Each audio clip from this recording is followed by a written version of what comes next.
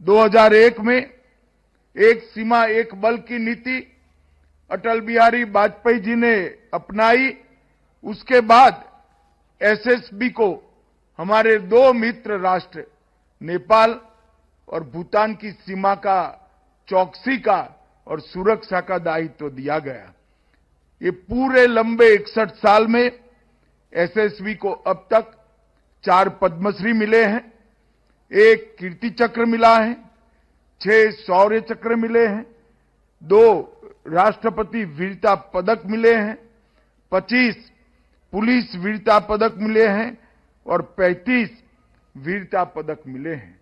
ये सारे राष्ट्रीय स्तर के सम्मान जो एसएसबी के जवानों को मिले हैं, वो ही बताता है कि हमारी एसएसबी कर्तव्य निर्वहन के लिए कितनी कृतनिश्चयी है।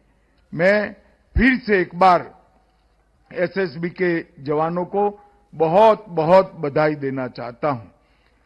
1963 में जब से स्थापना हुई तब से पहले सीमांत गांवों में अद्भुत देशभक्ति और भारत के साथ जुड़ाव का एक जज्बा उत्पन्न करने का काम एसएसबी ने किया है और उसके बाद नेपाल और भूटान की 2450 किलोमीटर की खुली सीमा की सुरक्षा सतर्कता के साथ की। जब सीमाओं पर बाढ़ लगी होती है तो सीमा की सुरक्षा करने वाले क्या जवान का दायित्व कम हो जाता है, मगर जब सीमाएं खुली होती है तब उसका दायित्व अनेक गुना बढ़ जाता है। सजगता भी चाहिए, जागरूकता भी चाहिए और पैनी नजर भी चाहिए। मैं आज इस कार्यक्रम के माध्यम से देश की जनता को बताना चाहता हूं कि नेपाल और भूटान की 2450 किलोमीटर की सीमा पर आज देश के गृह मंत्री को किंचित मात्र चिंता नहीं है, क्योंकि वहां मेरा एसएसबी का जवान खड़ा है।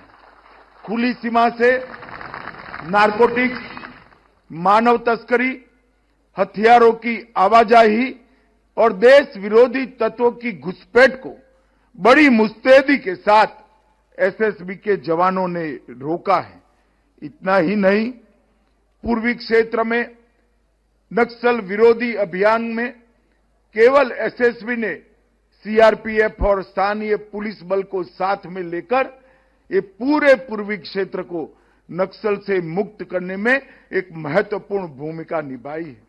लगभग 4 दशक के समय के बाद आज मैं इस मंच से गर्व के साथ कहता हूं कि बिहार और झारखंड नक्सल मुक्त हो गए हैं। उसमें हमारी एसएसबी के जवानों की महत्वपूर्ण भूमिका है।